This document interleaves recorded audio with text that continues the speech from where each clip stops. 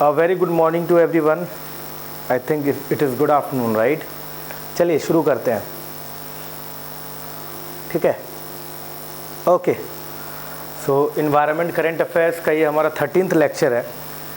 अगर इससे पहले आपने वीडियोस नहीं देखे हैं तो please do watch those videos, because ये जो प्रीवियस क्लासेस हैं और जो कमिंग क्लासेस हैं ये आपस में कनेक्टेड है, राइट?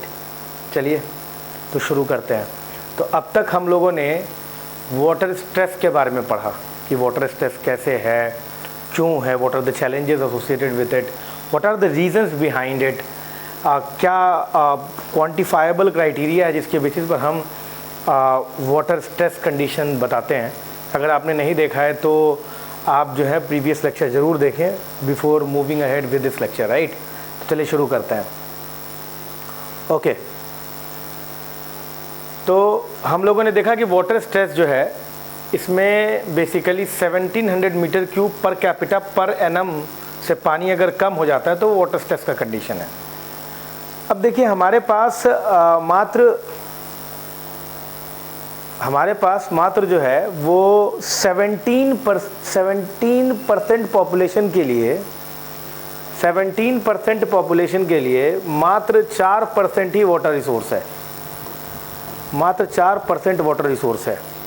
इसका मतलब डेफिनेटली कि हमें कुछ ऐसा करना पड़ेगा जिससे वाटर अवेलेबिलिटी जो है वो तो नहीं बढ़ाई जा सकती, क्योंकि जितना पानी है हमारे नेचर में, जितना पानी इंडिया में है उतना ही पानी रहेगा। तो हम ज़्यादा से ज़्यादा ये कर सकते हैं कि जो एग्जिस्टिंग वाटर है उसकी एफिशिएंसी बढ़ा दें, या कुछ ऐसे पानी का इस्तेमाल करना शुरू करें जो हम लोग ऐसे ही जो है वेस्टेज के फॉर्म में निकाल दिया करते थे। तो जैसे अनकन्वेंशनल एनर्जी होता है वैसे अनकन्वेंशनल वाटर सोर्सेस भी होते हैं। तो what are these unconventional water resources? तो अनकन्वेंशनल वाटर रिसोर्सेस वो हैं जो कि अभी तक इस्तेमाल नहीं किए जा रहे थे, कॉमनली उसे वेस्ट समझ रहे थे, लेकिन हमने उसको ट्रीट करके वापस से इस्तेमाल करना शुरू कर दिया है। तो unconventional water resources are those waters which are inferior in nature and marginal quality के हैं, जिनको हम लोग बेसिकली जो है जैसे हाथ धोना होता है, कपड़ा धोना होता है, पीने, drinking purpose, other than drinking purpose में हम लोग इस्तेमाल कर सकते हैं, ड्रिंकिंग कुकिंग पर्पस, समझ में आ रहा है? जैसे क्या क्या, सलाइन वाटर हम लोग जो है इसे हम लोग डीसैलिनाइज करके इस्तेमाल कर सकते हैं। Brackish water, agriculture drainage water, treated and untreated sea water, waste water, effluent, समझ में आ रहा है? ये वाटर जो होता है ये बेसिकली हमें थोड़ा सा जो है अपनी टेक्नोलॉजी की मदद से इसे वापस पोर्टेबल बनाना होगा, ठीक है? ये ध्यान रखिएगा, ठीक?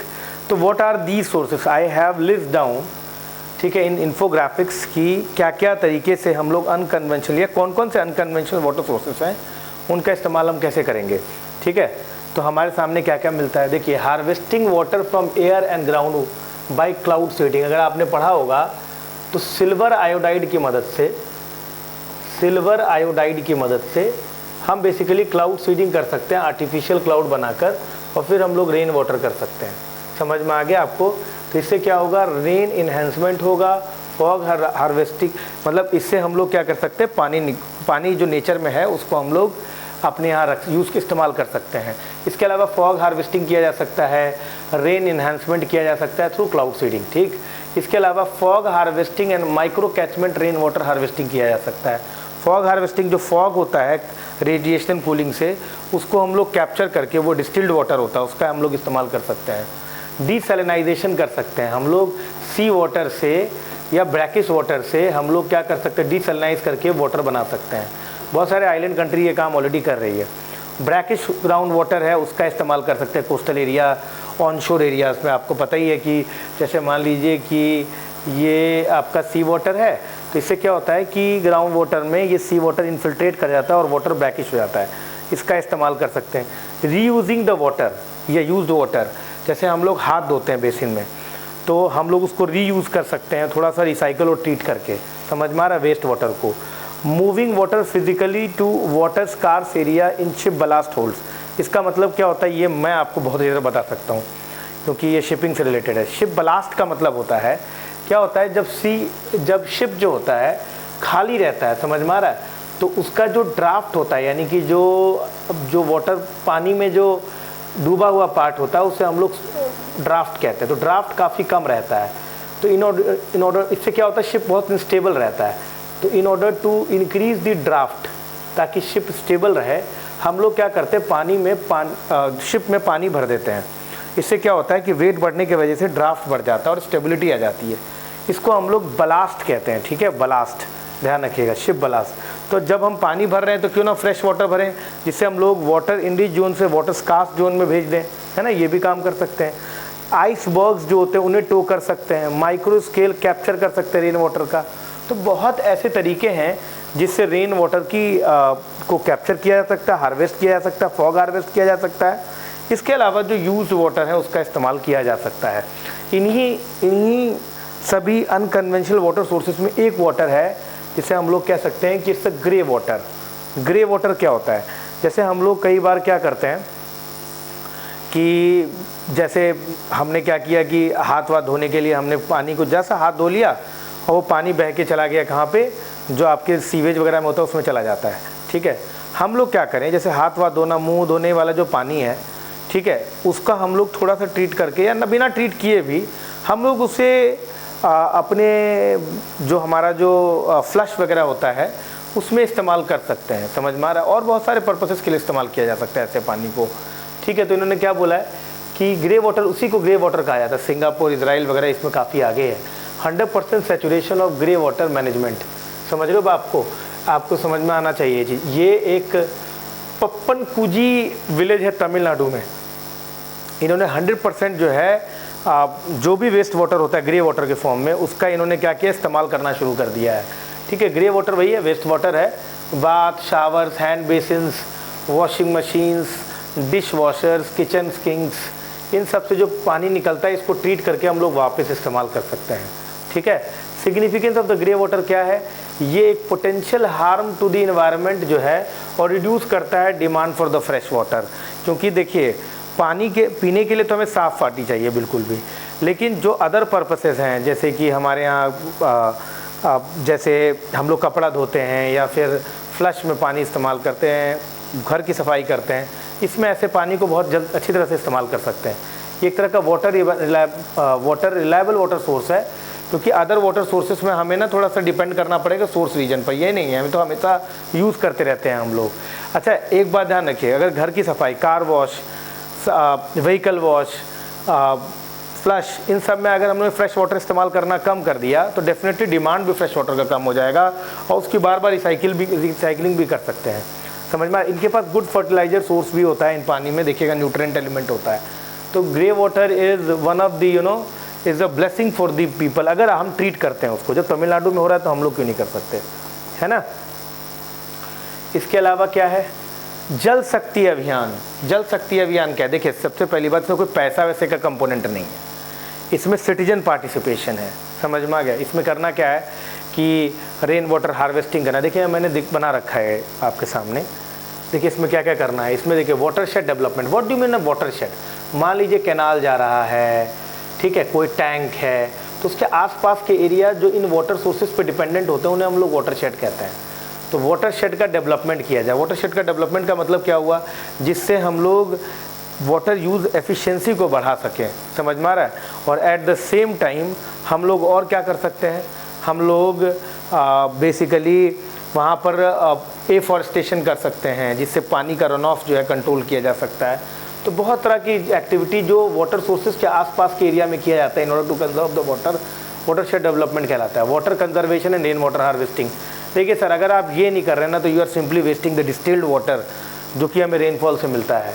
इसके अलावा renovation of traditional and other water sources. मैं आज आपको बहुत सारे लिस्ट दूंगा ट्रेडिशनल वाटर सोर्सेज के बारे में कि कहाँ कहाँ कौन कौन से वाटर सोर्सेज हैं, ये सब आपको यहीं मिलेगा। ये बात ध्यान रखिए, ये PDF बहुत कंसोलिडेटेड है, try to use and memorise this PDF। Reuse borewell recharge structures. Borewell recharge structures को आप रीयूज़ कर सकें, उसको मतलब कि उसके जो रिप्लेनिशमेंट लेवल है उसको बढ़ा सकें, पानी के लेवल को बढ़ा सकें। इस तरीके से स्पेस टेक्नोलॉजी की मदद से एक्यूफर्स को खोजा जा सकता है। Real time monitoring of dashboard कि पानी के एक्यूफर्स का क्वांटिटी क्या है, कितना ज़्यादा पानी नीचे गया है ग्राउंड वाटर में, रेन वाटर हार्वेस्टिंग का क्या सिनेरियो है, कितना percent water rain water harvesting और बोरवेल रिचार्ज से हम लोग कर सकते हैं।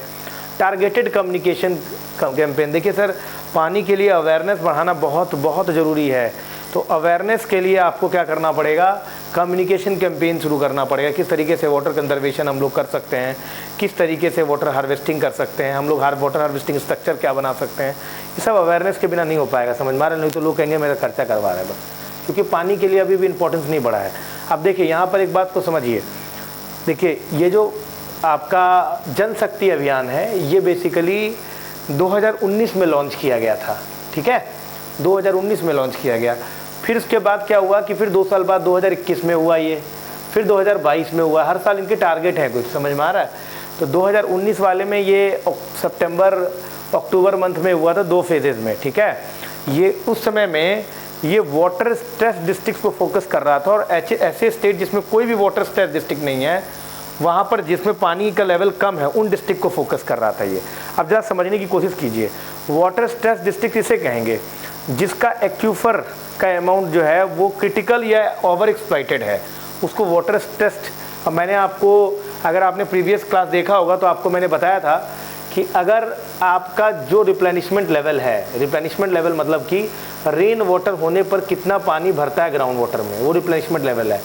अगर आप उससे ज़्यादा इस्तेमाल कर रहे हैं यानी कि वो ओवर एक्सप्लॉइटेड है, अगर उतना बराबर या 90% कर रहे हैं तो इसका मतलब वो क्रिटिकल है, और 70% कर रहे हैं तो सेफ़ है। समझ रहे हो बातों की नहीं? यानी कि जितना निकालेंगे वो सब रिचार्ज में आ जाएगा। तो वाटर स्ट्रेस डिस्ट्रिक्ट उनको फोकस किया जा रहा था जहाँ पर क्रिटिकल और ओवर एक्सप्लॉइटेड वाटर का जो था एक्यूफर्स था, ठीक है।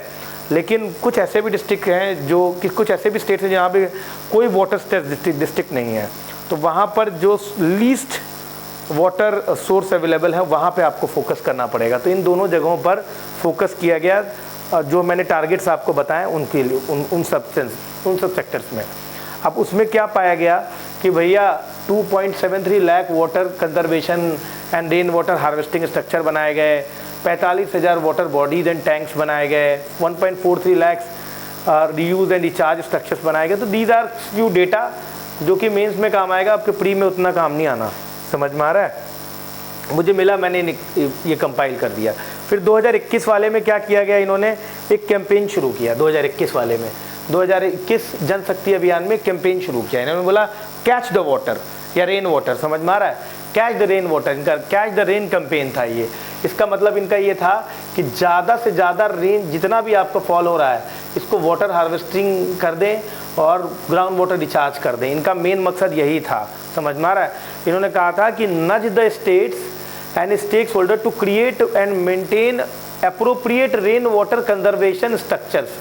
ये इंपॉर्टेंट है, रेन वाटर कंजर्वेशन स्ट्रक्चर बनाइए, यानी कि आपने छत पे बना लिया, आपने टैंक वैंक जो भी रेन वाटर आ रहा है वो वहाँ पर आपने जो है रिचार्ज कर लिया, उसको थ्रू आपने जो है ग्राउंड पे भेज दिया, तो उससे क्या होगा, ग्राउंड वाटर रिचार्ज हो जाएगा।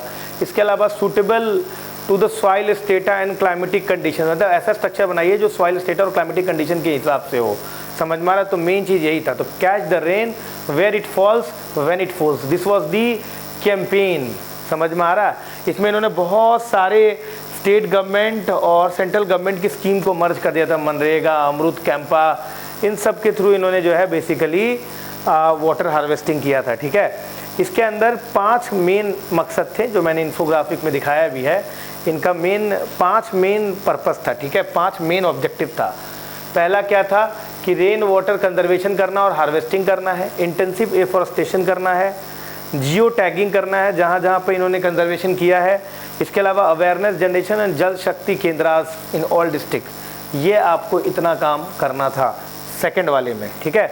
अभी 2022 वाला जो अभी हुआ है उसमें क्या कर रहे हैं ये लोग, वो भी देख लेते हैं। उसमें इन्होंने 2022 वाले में, सर ये हमारे लिए बहुत इंपॉर्टेंट हो जाएगा क्योंकि ये अभी हुआ है, ठीक है। इसमें इनका भी जो मेन थीम था वो कैच द रेन ही था, लेकिन उन्होंने 2-3 नए कंपोनेंट्स जोड़े हैं। वो है springshed development and management, यानी जहाँ पर वाटर स्प्रिंग्स हैं उसके आसपास के एरिया का मैनेजमेंट करना है और उसका डेवलपमेंट करना है। इसके अलावा वेटलैंड का डेवलपमेंट करना है, मैनेजमेंट करना है, और कैचमेंट एरिया प्रोटेक्शन करना है, डेवलपमेंट। अब देखिए ये चीज़ ध्यान रखिए, जो आपका वेटलैंड्स है इसको कहा जाता है स्पॉन्जेस ऑफ नेचुरल इकोसिस्टम। इस पर यूपीएससी ने एग्ज़ाम में पूछा था प्रीलिम्स में लास्ट ईयर कि वेटलैंड्स को आप किडनी कहते हैं, क्यों ऐसा कहते हैं? एक तो पहली बात तो स्पॉन्जेस है, जहाँ का आसपास का पूरा पानी वेटलैंड में चला जाएगा। दूसरी बात ना, उसमें न्यूट्रिएंट रिसाइकलिंग होता रहता है। समझो, जो किडनी का काम है जो शरीर के जितने भी फ्लूइड होते हैं उसे क्लीन करना, वैसे इसका भी काम क्या है कि आपको क्लीन करता है वेटलैंड, समझ में आ रहा है, रिसाइकलिंग करता है ये। अच्छा, इसमें एक कॉन्सेप्ट था जो आपके इस थर्ड वाले में 2022 वाले में, वो था अमृत सरोवर बनाना है। अमृत सरोवर क्या है? 75 वाटर बॉडीज़ क्रिएट करना, उसे क्रिएट करेंगे या रेजुविनेट करेंगे एक डिस्ट्रिक्ट के अंदर। समझ में आ रहा है आपको? ये ध्यान रखिएगा, ताकि वो ये ऐसा क्यों किया गया, क्योंकि हम लोग अभी 75th ईयर ऑफ इंडिपेंडेंस मनाए हैं। एवरी डिस्ट्रिक्ट में 75 ऐसे वाटर बॉडीज़ हैं जिसे अमृत सरोवर योजना के तहत, जो कि जल शक्ति अभियान का पार्ट है, उसके तहत हमको 75 वाटर बॉडीज़ को क्या करना है, 75 वाटर बॉडीज़ को हार्वेस्ट करना है। That is our main purpose. समझ में आ रहा है आपको?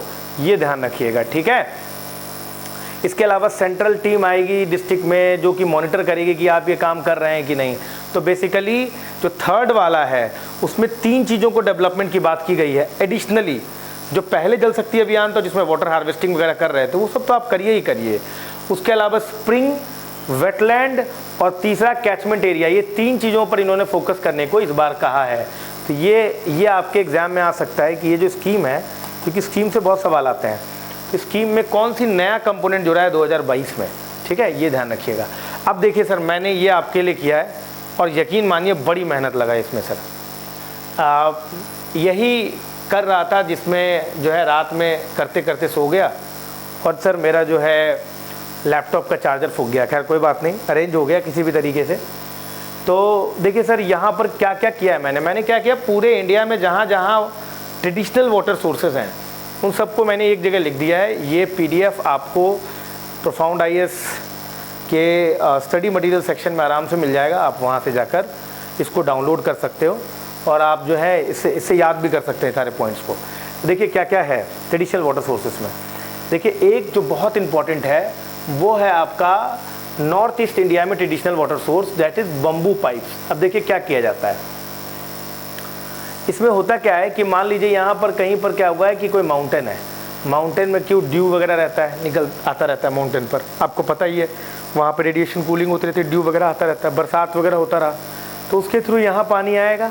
और ये बेम्बू पाइप्स है, बम्बू को बीच से काटा गया, देख रहे हो ये बेम्बू, ये देख रहे हैं आप, बेम्बू को ऊपर वाला पोर्शन काट दिया गया और यहाँ से बीच को साफ़ किया गया और यहाँ से पानी आ रहा है, ठीक है। तो यहाँ पे इन्होंने क्या किया, यहाँ पे पानी आया थ्रू ग्रेविटी स्लोप के थ्रू, फिर दूसरा बेम्बू यहाँ अटैच किया, फिर तीसरा बेम्बू यहाँ अटैच, चौथा, और इसमें क्या किया, छोटे छोटे छेद कर दिए इन्होंने। मैं आपको दिखाता हूँ, छोटे छोटे इन्होंने छेद कर दिए। इस छेद के थ्रू पानी जहाँ जाना होगा वहाँ चला जाएगा। समझ लो कि नहीं, इसमें कोई खर्चा नहीं है। नॉर्थ ईस्ट इंडिया में बेम्बू का बहुत ज़्यादा प्रोडक्शन है, समझ में आ रहा है। तो बस उसे ऊपर का एरिया काटना है और बेम्बू के मदद से बिना किसी प्लास्टिक कुछ भी नहीं, नेचुरल पाइपलाइन आपके सामने इस्तेमाल किया जा रहा है, ठीक है। ये मेघालय वगैरह में खूब होता है, समझ में। ये डाइवर्ट कर रहे हैं water through springs, hill tops, lower region by gravity का इस्तेमाल, ना कोई पाइप, ना कोई इलेक्ट्रिसिटी, ना कुछ ये प्लास्टिक पॉलीमर्स, केवल और केवल local bio solution, that is with the use of the bamboo. समझ में आ रहा है आपको, ध्यान रखिएगा, ठीक है। नॉर्थ ईस्ट इंडिया में ये काम किया जाता है। इसके अलावा क्या है, आपतानी। यूपीएससी ने पूछा भी था कि आपतानीस क्या होता है। सर ये बहुत बेहतरीन सिस्टम मुझे लगा। इसमें क्या कर रहे हैं ये कि ये इन्होंने क्या किया है, ऐसे करके एक टेम्प्रोरी लाइन बनाया है, ठीक है, टेम्प्रोरी बाउंड्री बनाया है इन्होंने, वो भी क्या, लोकल वुड के मदद से और बैम्बू के मदद से। तो ये इन्होंने क्या किया, टेम्प्रोरी एम्बैंकमेंट क्रिएट किया और इसको जोड़ दिया लोकल स्ट्रीम से। समझ में आ रहा है आपको, लोकल नदियों से जोड़ दिया, लोकल स्प्रिंग से जोड़ दिया। अब क्या हो रहा है कि इसमें से जगह जगह पे लाइन है, यहाँ से पानी जो है आप अपने खेतों में पानी डाल सकते हैं मज़े में। समझ में आ रहा है। अच्छा, ये धान की जो खेती होती है इसमें मछलियाँ भी ग्रो कर देते हैं, रियर करते हैं ये लोग।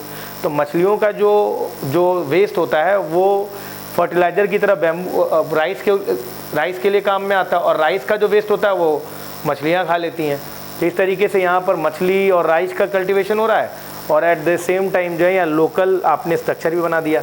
तो ये आपतानी कहलाता है। ये ज़्यादातर एरिया ये नॉर्थ ईस्ट इंडिया में, नागालैंड वगैरह में ये काफ़ी आपको मिलेगा। समझ में आ रहा है आपको। तो ये आपतानी जो है tap water to small streams and springs with high rainfall hilly regions, ठीक है। इसमें टेम्प्रेरी वॉल बनाए जाते हैं, उसके थ्रू जो है वैली लैंड्स पर लेके जाते हैं, वहाँ पर हम लोग इसके थ्रू क्या कर रहे हैं, एग्रीकल्चर कर रहे हैं, ठीक है। इसके अलावा इंडो गैंगेटिक प्लेन में अहर पाइन, पाइन जो शब्द है, पाइन, ये पाइन जो शब्द है ये मैथिली वर्ड है, मैथिली, समझ में आ रहा है, पानी से ही पाइन बना है, समझ में आ रहा है। तो अहर पाइन जो है ये बिहार रीजन में होता है। It's a traditional flood water harvesting system. इसमें आप देखिएगा जो फ्लड वाटर होता है यहाँ पर एक छोटा सा ये लोग क्या करते हैं, एक तरह का नहर टाइप का बना देते हैं या कैचमेंट पॉन्ड टाइप का बना देते हैं, और फिर क्या करते हैं इसके थ्रू, जब इन्होंने ऐसा बना दिया तो इसके थ्रू हर खेत में एक एक बंड काट दिया और यहाँ से पानी जा रहा है, इसको अहर पाइन कहते हैं। तो ट्रेडिशनल फ्लड वाटर हार्वेस्टिंग है, prevalent in Bihar. Ideal terrain for ahar pyne क्या है, ये evident slope, sandy soil, low ground water level, ठीक है, उन सब के लिए आइडियल माना जाता है। और जहाँ पे लो ग्राउंड वाटर लेवल है उससे रिचार्जिंग भी होती रहती है। तो आपको बिहार रीजन में ऑलरेडी बहुत पानी होता है, फ्लड आता रहता है, तो फ्लड वाटर हार्वेस्टिंग के लिए अहर पाइन जैसे स्ट्रक्चर्स बहुत इंपॉर्टेंट है। इसके अलावा राजस्थान, गुजरात और वेस्टर्न डेजर्ट में कुंड्स बनाए जाते हैं, कुंड्स या कुंडिस, समझ में आ रहा है आपको। ये राजस्थान में अक्सर ऐसा स्ट्रक्चर आपको बहुत दिखेगा। इसमें मैंने खुद कई बार राजस्थान में जब गया हूँ तो देखा है मैंने कि आसपास में गांव है पूरे, ये पूरा गांव है, ये पूरा गांव दिखाई दे रहा है, ये सब पूरा। अच्छा, उसके बीच में ये तो इन्होंने बहुत अच्छा बना दिया है, कुछ नहीं करते, ये पूरा इसको खोद दिया इन्होंने, ठीक है। अब क्या हुआ, जब भी कभी कोई बरसात हुई तो पानी भरता रहा, आसपास के एरिया से भी पानी आता रहा, जब भी होगा तो वो इसके थ्रू जो है मतलब नीचे उतर के पानी यूज़ कर लिया, चले गए, है ना। तो ये इस टाइप का कुंड काफ़ी देखने को मिलता है, ये वेल पिट टाइप का होता है, इससे ये लोग इस्तेमाल कर रहे हैं। तो कुंड्स वगैरह आपको वेस्टर्न घाट्स, राजस्थान, गुजरात में खूब दिखाई देगा, ठीक है। आपने देखा होगा कुंड जो है एक आपका मोधेरा सन टेम्पल में भी है गुजरात में, ऐसा ही कुंड है स्टेप्ड वाला। अच्छा, नदीज़, नादी भी बोलते हैं इसको, नादीज़, नादी शब्द जो है नाद से आया है, समझ रहे हो बात को, नाद आया, एक तरह का विलेज पॉन्ड होता है, नाद मतलब होता है एक डिप्रेसिव एरिया, तो नादीज़ बोलते हैं उसको।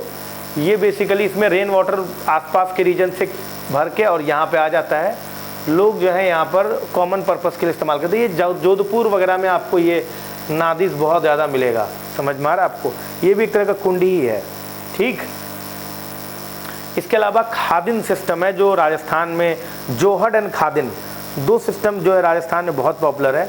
इसमें ये लोग क्या कर रहे हैं, देखिए ये लोग क्या कर रहे हैं, जैसे मान लीजिए ऐसा कोई एरिया है जो ऐसे मतलब स्लोप है जहाँ पर, तो वहाँ पर क्या हो रहा है कि यहाँ से जो भी बारिश हो रही है वो पानी यहाँ पे गया, ये भर जाता है यहाँ पर, ये आपका जो है एक तरह का इन्होंने बंड बना दिया, तो ये पानी यहाँ पे भरा रहता है, समझ रहे हो बात, इसको खादिन बोलते हैं। इसका इस्तेमाल हम लोग जो है वो कर सकते हैं एग्रीकल्चर पर्पसेस के लिए, ठीक है। तो खादिन सिस्टम बहुत इंपॉर्टेंट है जो राजस्थान का है, ठीक। इसके अलावा मैंने एक डायग्राम आपके लिए एक और लाया है जो बहुत इंपॉर्टेंट, साउथ इंडिया में देखिए मैं आपको दिखाता हूँ। साउथ इंडिया में एरी या कुलम्स होते हैं। एरी और कुलम्स क्या है, ये एक तरह का टैंक है, अगेन वैसा ही जैसे कि कुंड वगैरह होता है। आसपास में गांव में लोग रहते हैं, यहाँ से पानी भर के आया, लोग आए अपना मतलब का पानी इस्तेमाल किए, अगर हो सकता है तो इरिगेशन के लिए भी इस्तेमाल कर लिया, फिर निकल लिए। इस टाइप के एरिया और टैंक इरिगेशन पेनिनसुलर इंडिया में बहुत ज़्यादा फेमस है। पेनिनसुलर इंडिया में क्यों फेमस है, क्योंकि एक तो देखिए पेनिनसुलर इंडिया में ना जो रॉक है वो क्रिस्टलाइन रॉक्स हैं, समझ रहे हो बात को, तो ग्राउंड वाटर वहाँ आपको मिलेगा नहीं जल्दी, ठीक। ये बहुत बड़ी प्रॉब्लम है वहाँ पर, बरसात भी थोड़ी कम है कंपैरेटिवली, तो इसीलिए पेनिनसुलर इंडिया में इस टाइप का टैंक बना के लोग एग्रीकल्चर खूब करते हैं। अच्छा, ऐसे टैंक आपको मंदिरों में भी दिखाई देगा, यही रीज़न है कि एक डिफरेंस है नॉर्थ इंडिया और साउथ इंडिया टेम्पल आर्किटेक्चर में। साउथ इंडिया के टेम्पल आर्किटेक्चर में आपको कुंड दिखता है, यानी कि टैंक दिखता है, वो टैंक आपको नॉर्थ इंडिया में नहीं दिखाई देगा। तो ऐसे टैंक, छोटे छोटे टैंक जो होते हैं वो टेम्पल में भी के पास या टेम्पल के अंदर ही होते हैं, और कुछ होते हैं जो बड़े टैंक्स होते हैं।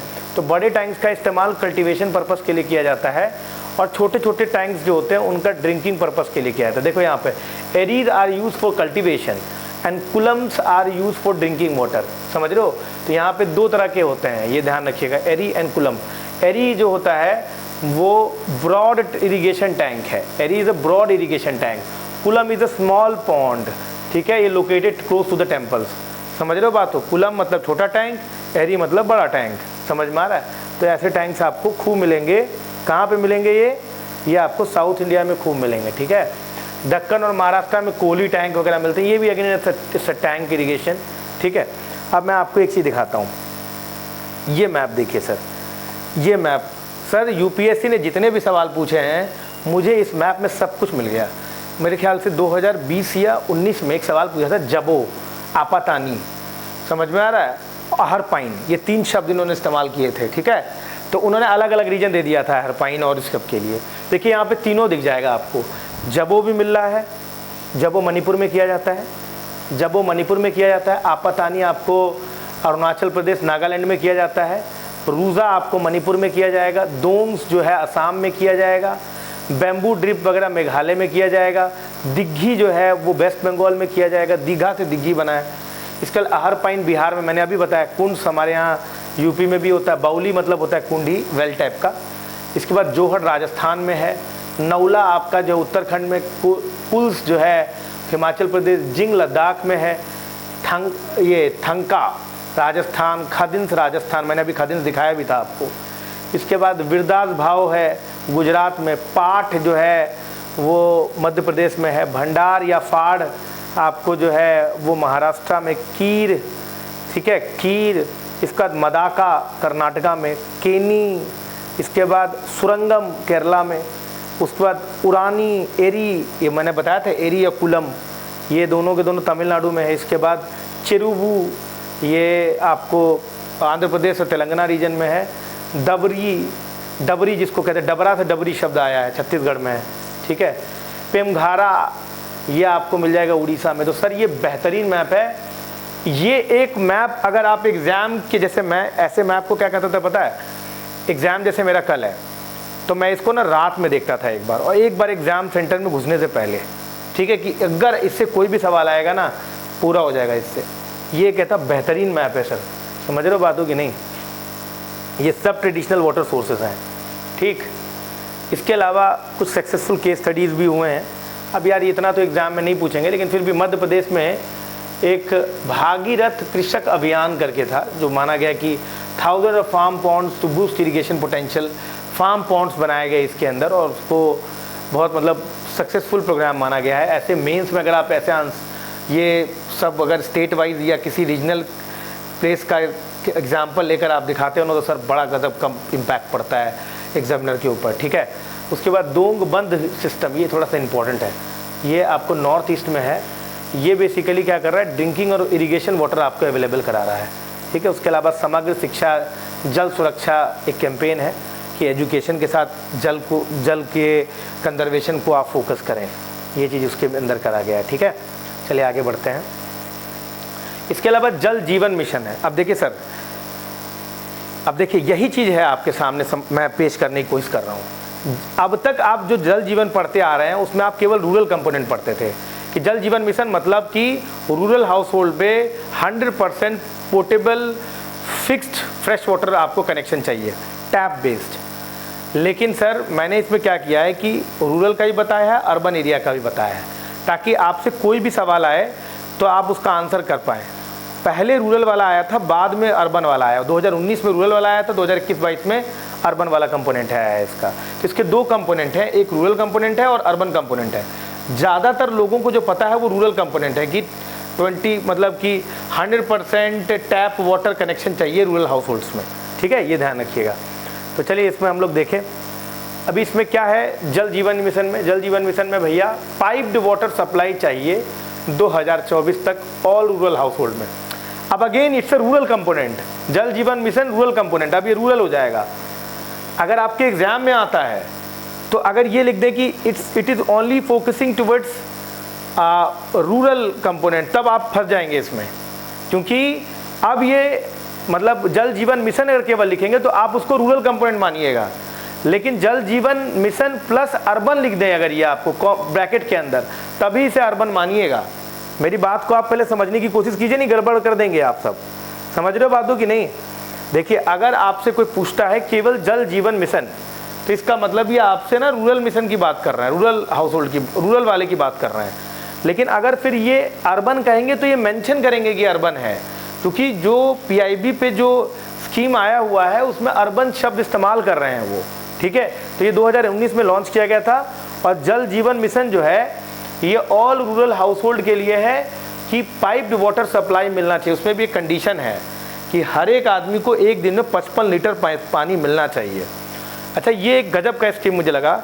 एक तो ये पानी आपको दे रहे हैं, टैप वाटर सप्लाई, एक क्वांटिटी बता दिया है इन्होंने। इसके अलावा ये क्वालिटी पे भी फोकस कर रहे हैं कि ऐसा नहीं कोई भी पानी भेज दिया गंदा गंदा सा। उसमें उन्होंने क्या किया है कि मतलब वो पोर्टेबल वाटर क्लीननेस पे भी ध्यान दिया है इन्होंने इस स्कीम के तहत। अच्छा, इन्होंने एक बहुत अच्छा, मुझे ये स्कीम बहुत अच्छा लगा। रीज़न क्यों? क्योंकि इन्होंने क्या किया है कि रीजनल लेवल पर पार्टिसिपेशन बढ़ाया है। ठीक है, इन्होंने क्या कहा है कि एक इन्होंने पानी समिति करके बनाया है। कहा है कि ये एक प्लान बनाएंगे कि देखिए इस जो गाँव में कि कहाँ कहाँ वाटर के सोर्स हैं उसको ये लोग कंपाइल करेंगे। उसके बाद वो कंपाइलेशन और कहाँ कहाँ से हम लोग पानी ला सकते हैं वो भी कंपाइल करेंगे। फिर ये जाएगा आपको पंचायत के पास और पंचायत के थ्रू ऊपर के लेवल तक जाएगा। फिर वो वाटर अवेलेबिलिटी के क्या ग्रांट देने हैं उसके हिसाब से काम होगा। ठीक है, तो यहाँ पे जल जीवन मिशन में पहली चीज़ क्या किया है, पाइप वाटर सप्लाई 2024 तक हर एक रूरल हाउस होल्ड में को मिलना चाहिए। अभी इसका सर्वे आया है और इसमें सबसे निचले स्तर पर कि सबसे कम rural water supply pipe connection जो हुआ वो यूपी में हुआ है। अभी दिखाता हूँ मैं आपको। Integrated demand and supply side management of water at local level. Integrated demand and supply chain ये मेंटेन रहना चाहिए, जितना पानी चाहिए आवश्यकता उतना दीजिए आप। अच्छा, इसके अलावा creation of local infrastructure, rain water harvesting, ground water recharge, management of household waste water treatment, सारी बातें ध्यान में रखनी है आपको। मतलब सप्लाई साइड में भी ध्यान दे रखना है और डिमांड साइड पे भी ध्यान रखना है कि वो लोग ऐसा नहीं कि पानी बर्बाद करें। इसके अलावा ये will converge with other central and state government schemes, इसके साथ इनको कन्वर्जेंस करना है।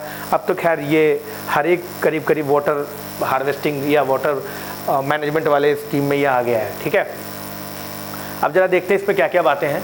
देखिए, पहली बात कि JJM आपका क्या कर रहा है।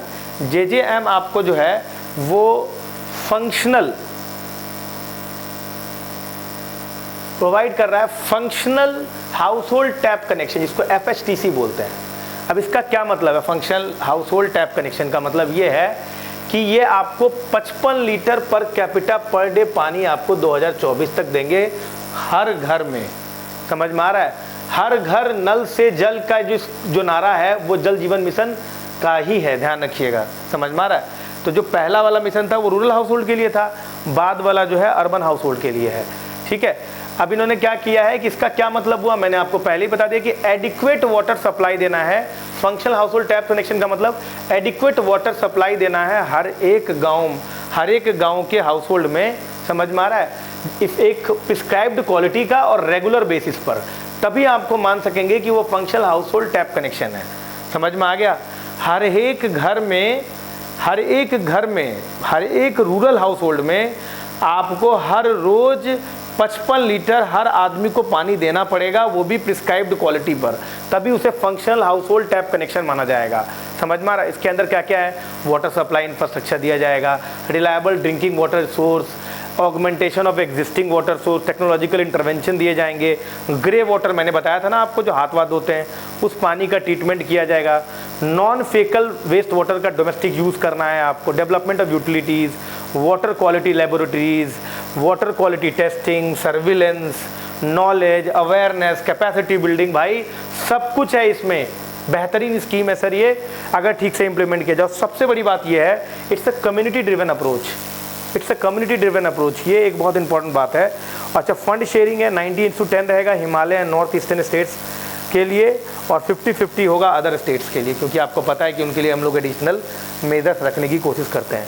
ठीक है, ध्यान रखिएगा।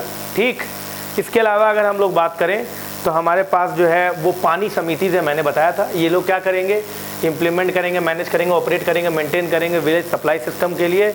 इसमें क्या करेंगे, 10 से 15 मेंबर होंगे, वो पूरे गांव में देखेंगे कि कहाँ कहाँ पानी है और कहाँ कहाँ पानी का रिक्वायरमेंट है। उसके हिसाब से ये क्या करेंगे, जो है अपना एक पूरा प्लान सेट करेंगे और वो पंचायत को देंगे। इसमें 10 से 15 मेंबर है, सेल्फ हेल्प ग्रुप, एक्रेडिटेड आशा वर्कर जो हैं, इसके अलावा आंगनवाड़ी टीचर्स हैं, वो सब इसके मेंबर होंगे पानी समिति इसके। अभी पूछ सकता है पानी समिति के मेंबर कौन होंगे, ठीक है। और फिर ये अपना रिपोर्ट जो होगा वो ग्राम सभा को देंगे और फिर वो आगे जाएगा, समझ पा रहे हैं, इम्प्लीमेंटेशन के लिए। ठीक, ये ध्यान रखिएगा। इसके अलावा मैंने आपको कहा था ना, इसमें एक अर्बन कंपोनेंट भी है, लेकिन अभी थोड़ी देर बाद बात करते हैं इसके बारे में। इसके अलावा इसमें हम लोग बात करें तो JJM डैशबोर्ड भी आया है। इसमें इन्होंने बता दिया है कि करीब करीब 9.65 करोड़ हाउस होल्ड में ऑलरेडी जो है फंक्शनल टैप लग चुका है, यानी कि 50% गाँव में पानी लग चुका है। ये एक इम्पॉर्टेंट डेटा है जो इस बार निकला है। समझ में आ रहा है कि ऑलरेडी JJM के तहत 50% रूरल हाउस होल्ड को पानी मतलब फंक्शनल टैप मिल चुका है, ये ध्यान रखिएगा। अब देखिए इन्होंने क्या बोला है जो बहुत इंपॉर्टेंट है। Union territory like Puducherry, Andaman Nicobar, Dadra Nagar Haveli, Daman and Diu, उसमें 100% इम्प्लीमेंटेशन है। अच्छा, ऐसे कौन से स्टेट है जिसमें 90% इम्प्लीमेंटेशन हो चुका है functional house hold toilet convergence के साथ? उसमें पंजाब 99.7, गुजरात 95.91, हिमाचल प्रदेश 93 एंड बिहार 92.74%। बिहार जैसे स्टेट ने 92% कनेक्शन ला दिया है। अब वहीं पर आप देखिए state with least functional house hold tap connection, उसमें राजस्थान 24%, छत्तीसगढ़ 23%, झारखंड 20%। सर मैं इन तीनों स्टेट का तो समझ सकता हूं कि इन्होंने नहीं किया है, पर what about this sir? Uttar Pradesh 13% sir, 13% Uttar Pradesh sir. मतलब जिनके पास इतना ग्राउंड वाटर है उनके यहाँ फंक्शनल टैप कनेक्शन का मात्र 13% दिया है sir. And we are saying कि we are moving ahead, right? So most of the development are converge towards I think urban areas. Rural areas में अभी बहुत काम होना बाकी है यूपी में। जब बिहार ऐसा स्टेट कर सकता है तो मेरे ख्याल से यूपी को करना चाहिए। जल जीवन मिशन अर्बन, बस इतना याद रखिएगा कि अगर टोटल डैशबोर्ड में देखा जाए पूरे इंडिया लेवल पर तो 50% मार्क अचीव कर लिया है। अगर पूछे कि majority of the house hold में मिल गया है तो आप आंसर में यस करना, ठीक है? ध्यान रखना इस बात का। उसके अलावा हम लोग अगर बात करें तो मैंने आपको बोला था जल जीवन मिशन का अर्बन कंपोनेंट ये 2021-22 में लाया गया था। जल जीवन मिशन अर्बन ये लिखा रहेगा आपको, अगर ये नहीं लिखा रहेगा तो do not consider it as urban, उसको रूरल एरिया हाउस होल्ड ही मानिएगा। इसमें फिर वही सेम टारगेट है कि जितने भी अर्बन हाउस होल्ड है सब में टैप कनेक्शन होना चाहिए। समझ में आ रहा है? अच्छा, ये जो कंपोनेंट है जल जीवन मिशन ये सस्टेनेबल डेवलपमेंट गोल 6 का है। ये कई बार आ चुका है, याद कर लीजिएगा कि जो SDG गोल 6 है वो वाटर से रिलेटेड है, ठीक है? जल जीवन मिशन जो रूरल कंपोनेंट है उसी का ये कॉम्प्लीमेंट्री है कि गाँव में तो कर रहे हैं, अर्बन एरियाज में भी होना चाहिए। सिमिलर टू दी जल जीवन मिशन रूरल कंपोनेंट, यहाँ पर भी 55 लीटर आपको बोला गया है कि आपको मिलना चाहिए 2024 तक। इसका टारगेट 2024 तक है दोनों का, जल जीवन मिशन अर्बन, जल जीवन मिशन रूरल, दोनों का 24 तक टारगेट है। 55 लीटर पर पर्सन पर हाउस होल्ड। सर ये याद रखना, 55 लीटर पर person per year, sorry per day पर पर्सन, ध्यान रखिएगा। 55 लीटर पर पर्सन पर डे आपको मिलना ही चाहिए, तभी ऑपरेशन मानेंगे। और इसमें केवल अवेलेबिलिटी ऑफ वाटर नहीं है, क्वालिटी भी है, ये बहुत इंपॉर्टेंट है, ध्यान रखिएगा। समझ में आ रहा है? ठीक है, ये चीज़ आपके ध्यान में होना चाहिए। आगे बढ़ते हैं। एक अटल भूजल योजना है, इसमें ग्राउंड वाटर रिचार्जिंग को फोकस किया गया है। इसमें सस्टेनेबल ग्राउंड वाटर मैनेजमेंट की बात की गई है, कम्युनिटी पार्टिसिपेशन की बात की गई है। बेसिकली ग्राउंड वाटर रिचार्ज करना है आपको अटल भूजल योजना के तहत, ठीक है? तो ये चीज़ें ध्यान रखिएगा, ठीक? आगे बढ़ते हैं। अच्छा, कुछ छोटी छोटी स्कीम्स हैं, मैं वो वाटर में बताता हूँ। एक भारत टैप करके आया है, ठीक है? भारत टैप का पर्पस क्या है? इन टैप से पानी, देखिएगा आप कि आपके घर में आप टैप खोलते हो इतना पानी भर भर के निकलने लग जाता है। इसमें क्या है कि उसका जो वाटर का थ्रूपुट रहेगा, जो आउटपुट रहेगा वो बहुत कम रहेगा, ताकि वाटर वेस्ट ना हो और साथ में एनर्जी भी कम लगे। क्योंकि आप टैप से पानी कम गिरेगा तो इसका मतलब एनर्जी भी कम लगेगा, ठीक है? तो एनर्जी भी कम वेस्ट होगा, क्योंकि ज़्यादा पानी निकलने का मतलब कि ज़्यादा एनर्जी जाना, ठीक है? ये ध्यान रखिएगा, क्योंकि मोटर में भी लगेगा और बाकी चीज़ों में भी लगेगा। तो इन्होंने बोला है कि under the aegis of the Atal mission for rejuvenation, Amrut के तहत ये किया गया है। उसके तहत क्या किया इन्होंने? वाटर टैप, अमृत और स्वच्छ भारत मिशन 2.0 के तहत जो है भारत टैप लाया गया है। इसका क्या काम है? लो फ्लो मेंटेन करना, ताकि सैनिटरी वेयर और एट स्केल, और रिड्यूस वाटर कंजम्पशन होगा एट सोर्स, और कंसिडरेबल से मिनिमम 40% ऑफ वाटर आप इसके थ्रू सेव कर सकते हैं। At the same time energy saving, पानी भी सेव होगा, एनर्जी भी सेव होगा। भारत टैप है इनिशिएटिव, समझ में आ रहा है? ये ध्यान रखिए, ठीक? तो भारत टैप मतलब आपको नल ऐसा है जो इसमें पानी कम निकले, ये करने की कोशिश की गई है। इसके बाद निर्मल जल प्रयास है। निर्मल जल प्रयास क्या है? ये Nirmal Jal Prayas initiative to national real estate development council है। इसका क्या काम है? ये बेसिकली मैप करेगी ग्राउंड वाटर को और सेव करेगी 500 crore litre of water per annum. इसका मेन मकसद यह है कि हम हर तरह से 500 करोड़ लीटर के पानी को सेव करेंगे। अब वो कैसे करेंगे? Through awareness, through advocacy, through awareness, amplification toward saving. किसी भी तरीके से आपको ये काम करना है। ये कौन कर रहा है? National real estate development council. ये क्या काम करती है? ये एक ऑटोनोमस सेल्फ रेगुलेटरी बॉडी है जो कि 1998 में बनाया गया था under the ministry of housing urban affairs. उसके तहत इसमें क्या काम करना है? ये collective force influencing and shaping the real estate industry को रेगुलेट करती है और उसे हर तरीके से कोई भी फ्रॉडलेंट एक्टिविटी ना हो उसको बचाने के लिए ये बॉडी बनाया गया है। इसका काम कुछ नहीं है, इसका काम मेन टारगेट है 500 crore litre through advocacy, through awareness, through saving of water. आपको 500 करोड़ लीटर को पानी को बचाना है, बस ये ध्यान रखिएगा। अवेयरनेस के थ्रू करना है ये काम, ठीक है। नेशनल वाटर अवार्ड जिन्होंने बहुत अच्छा काम किया पानी के क्षेत्र में उनको ये दिया जाएगा। मिनिस्ट्री ऑफ जल शक्ति ये देती है। चौथा नेशनल वाटर अवार्ड दिया गया, इसीलिए राष्ट्रीय पुरस्कार पोर्टल के तहत, इसीलिए ये न्यूज़ में था। अब भाई इसमें क्या है, टू सेंसिटाइज करना है public about the importance of water, और जिन्होंने पानी सेव किया उनको आप जो है मोटिवेट करिए अवार्ड देकर। यही है, पहले पानी बचाइए, उसके बाद उन्हें मोटिवेट करिए कि भाई तुम्हें प्राइज़ मिलेगा। ये एक तरीका है पानी बचाने का, ये भी एक तरीका है थ्रू इंसेंटिवाइज करके काम करना। एक जलदूत ऐप है मिनिस्ट्री ऑफ रूरल डेवलपमेंट का। इसका काम है कि ग्राउंड वाटर लेवल को सेलेक्टेड विलेजेस में आइडेंटिफाई, मतलब कि आपको क्या करना है, ग्राउंड वाटर लेवल को देखना है, उसको कंजर्व करना है, उसको मैनेज करना है। ये सारा काम जो है जलदूत ऐप में देखा जाता है। ये ग्राम राजकोर सहायक will measure the water level in the selected wells. अब ये ग्राउंड वाटर लेवल आप कैसे देखते हो? ग्राउंड वाटर लेवल का सेलेक्टेड वेल में जो डेप्थ होगा, मतलब जो गहराई होगी, उसी से आप क्या कर सकते हो कि ग्राउंड वाटर का लेवल जो है आप देख सकते हो। इसमें आपको गाँव में जो है वेल के डेप्थ के हिसाब से ग्राउंड वाटर लेवल का उस ऐप पर आपको इन्फॉर्मेशन मिल जाएगा, ठीक है। इससे मालूम चलेगा कि हमें किस तरीके से एक डेटा देगा जिसके थ्रू हम कंजर्वेशन मेजर अपना सकते हैं। इसके अलावा स्वच्छ सूजल प्रदेश है। Andaman Nicobar island become the India first स्वच्छ सूजल प्रदेश। आपको पता है Andaman Nicobar 100% rural house hold में जो टैप कनेक्शन है वो अचीव कर लिया है सर, ये ध्यान रखिएगा। स्वच्छ सूजल प्रदेश सर्टिफिकेशन ये मिनिस्ट्री ऑफ जल शक्ति प्रोवाइड करता है।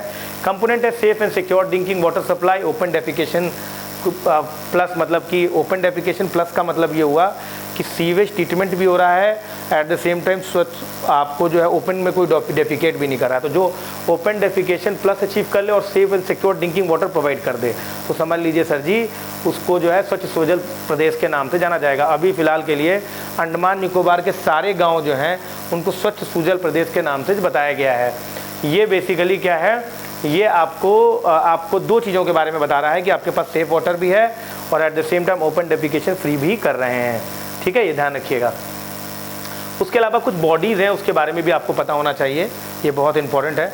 बॉडीज़ में क्या है, what is central ground water board. अब सर मेरे को कन्फ्यूज़न था इसमें, क्योंकि एक सेंट्रल ग्राउंड वाटर अथॉरिटी है और एक सेंट्रल ग्राउंड वाटर बोर्ड है। कहीं पे बोर्ड लिखते हैं, कहीं पर अथॉरिटी लिखते हैं।